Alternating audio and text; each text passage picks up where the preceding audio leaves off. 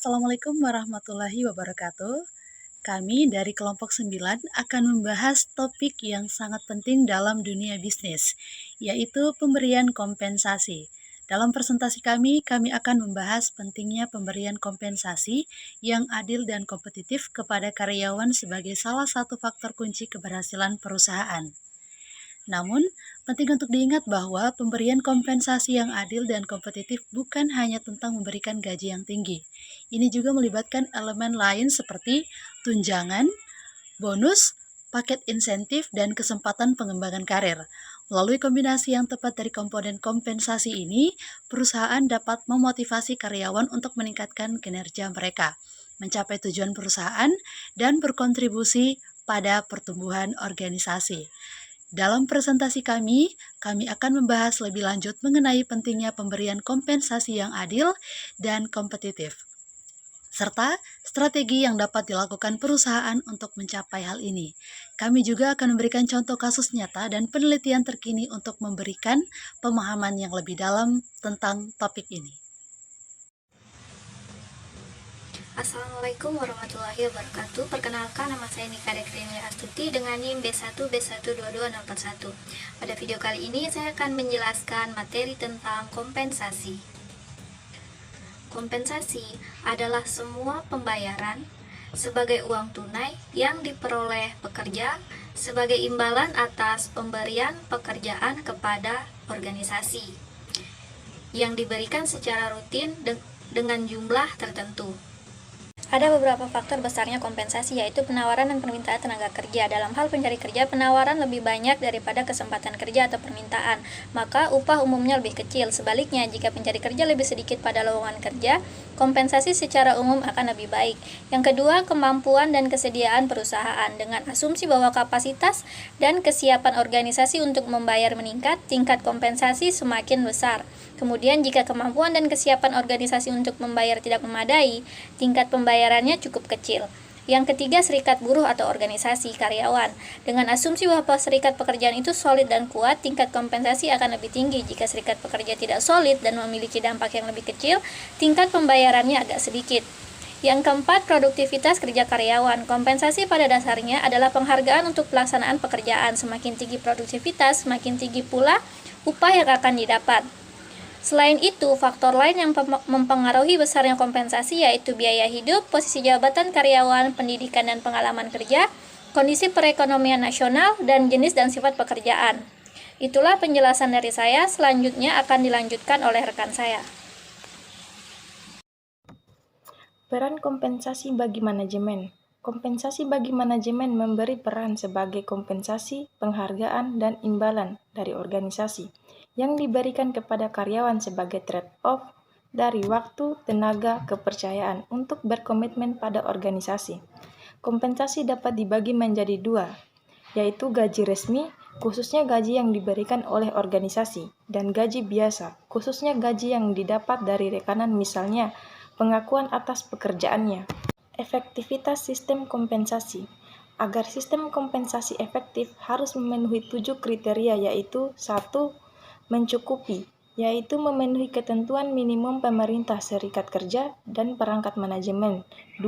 Adil, yaitu setiap orang diberi kompensasi selaras dengan jumlah usaha yang diberikan, kemampuan, pelatihan, dan sebagainya.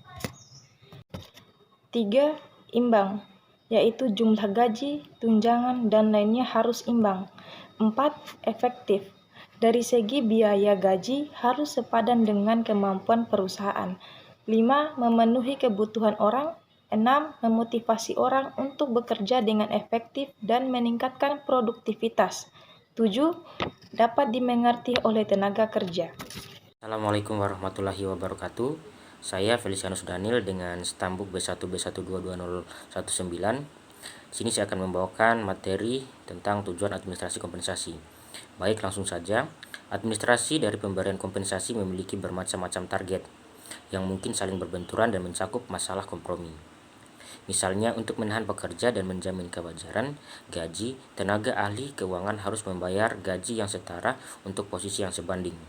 Namun, yang menarik mungkin perlu menawarkan kompensasi yang lebih signifikan untuk mendapatkan kandidat yang memenuhi syarat.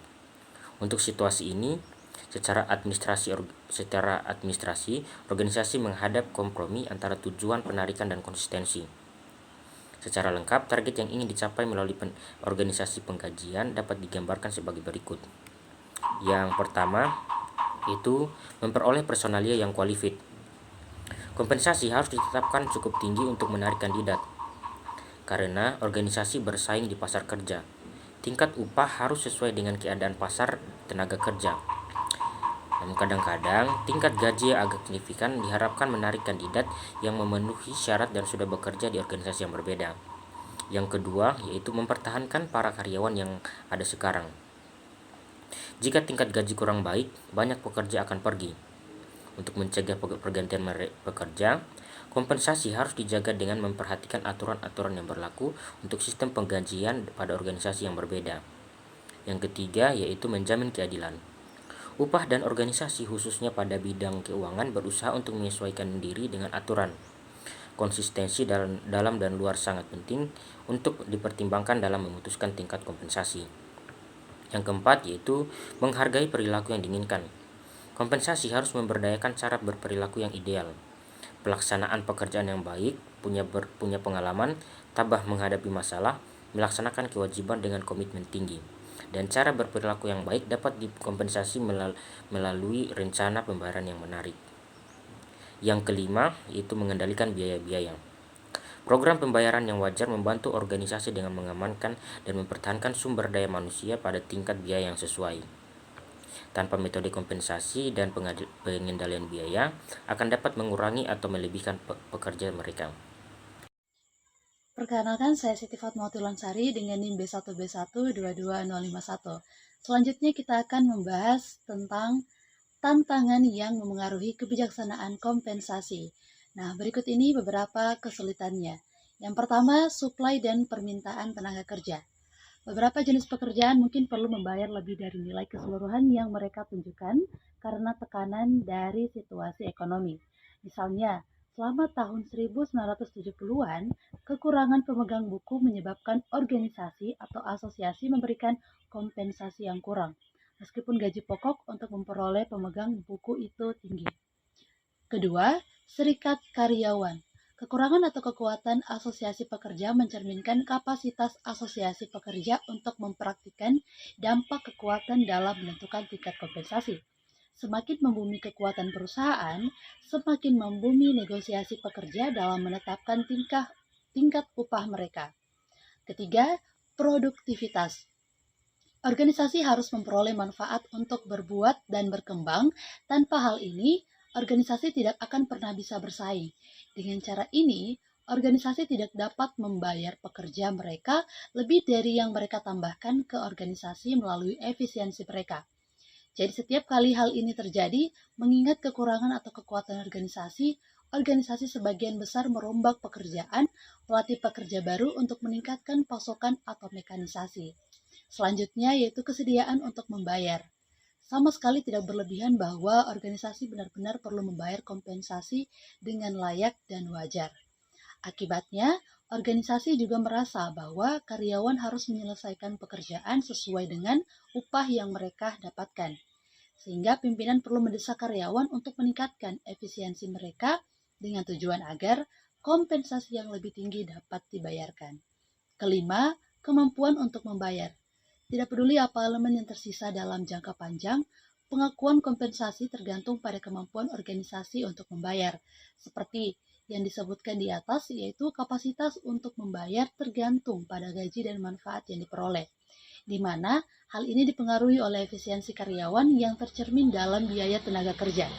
Keenam, yaitu berbagai kebijaksanaan pengupahan dan penggajian. Hampir semua perusahaan itu memiliki pendekatan yang dapat mempengaruhi gaji dan upah. Salah satu strategi normal adalah memberikan kenaikan gaji yang setara kepada karyawan perusahaan dan pekerja non-perusahaan. Banyak organisasi memiliki peraturan untuk membayar imbalan atau premi di atas kompensasi dasar untuk membatasi pergantian pekerja atau menarik karyawan terbaik. Nah, organisasi yang berbeda juga dapat menetapkan peningkatan kemampuan sebagai akibatnya ketika biaya untuk banyak orang dan barang sehari-hari meningkat. Ketujuh, kendala pemerintah. Nah, peraturan dari pemerintah dengan setiap pedomannya mempengaruhi kemampuan organisasi. Upah terendah yang diizinkan oleh peraturan secara hukum, pembayaran waktu tambahan, dan batasan usia untuk pekerja anak adalah beberapa contoh dari strategi kompensasi pemerintah.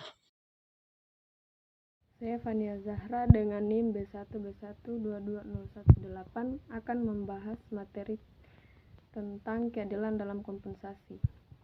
Pandangan kewajaran dalam kompensasi dipengaruhi oleh dua elemen. Yang pertama, proporsi gaji terhadap kontribusi individu untuk jenis instruksi, pengalaman, persiapan, ketekunan, dan lain-lain.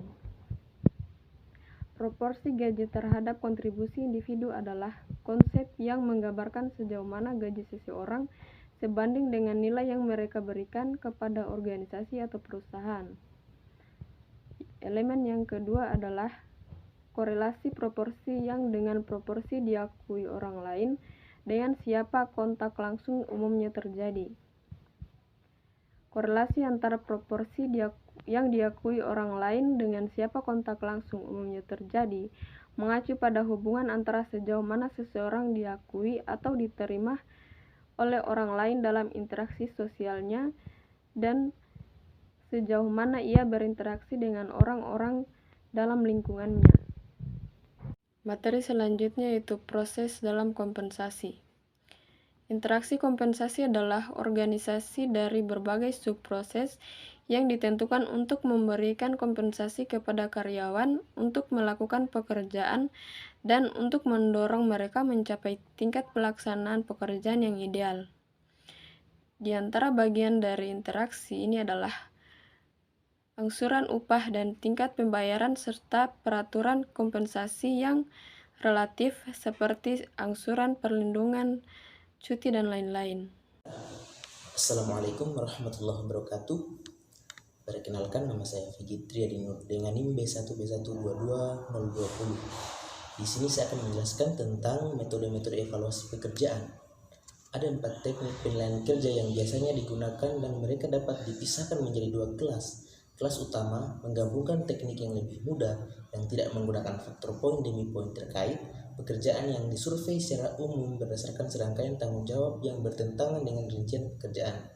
Hal ini dapat dilihat dari 2 teknik yang dalam beberapa kasus disebut strategi non-kuantitatif, yaitu yang pertama penentuan posisi kerja dan 2 tinjauan kerja. Strategi ini paling umum diterapkan di organisasi pemerintah. Klasifikasi berikutnya menggabungkan teknik yang menggunakan pendekatan yang lebih terperinci. Faktor kerja dipilih dan diperkirakan dan program pemeriksaan kerja organisasi harus menciptakan penentuan tugas yang membingkai persyaratan untuk setiap variabel ini.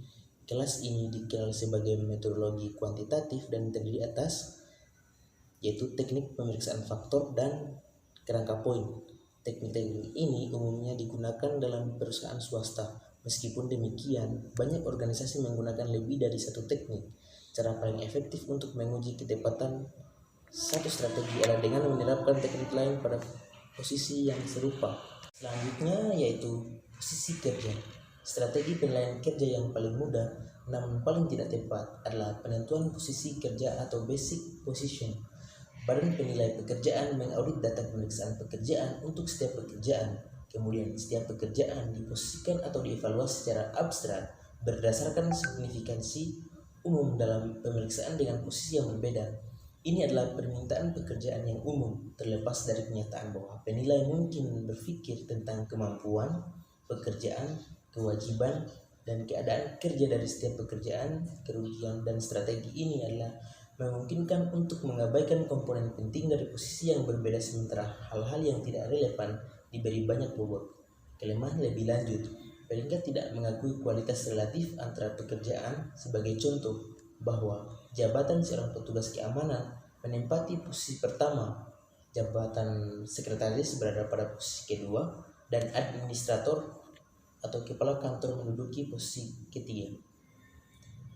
Sebenarnya, jabatan sekretaris dapat berkali-kali lipat lebih signifikan daripada jabatannya petugas keamanan dan setengah kurang signifikan dari jabatan administrasi.